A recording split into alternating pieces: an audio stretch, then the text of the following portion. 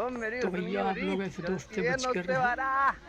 आप लोग देखते हैं। हाँ चलो। दोस्त आपने भी में बोला क्या ना चलती पता के 9 से 12 तो चलो। मैं तो आपको छेड़ रहा था नॉर्मली। दोस्ती हो हाँ, तो तो मैं ऐसे छिड़ गई, अब ना चलो। खत्म कर दो दोस्ती। बहन जी आप तो सरी बट बहन जी लगती हूँ मैं, बहन जी लगती हूँ। मतलब मेरी हुस्न की परी, मैं तो आपको नॉर्मल छेड़ रहा था।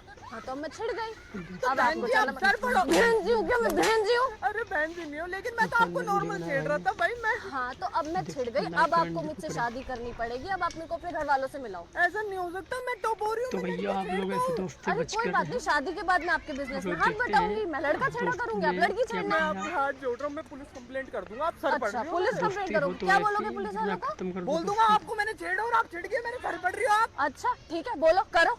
यार नहीं, बहन जी नहीं। आप तो बड़ी जिद्दी हो यार। बहन जी नहीं बोलना है। मैं आपसे शादी नहीं कर सकता। आपको शादी मैंने करनी गलती से छेड़ दिया था कोई आपको। बात नहीं, हमें छिड़ गई, अब आपको चलना पड़ेगा। नहीं नहीं नहीं, अब आप चलो। मैं नहीं कर अरे सकता चलो, आपकी शादी। ऐसे नहीं करो। अरे चलो बहन जी, चलो, मैं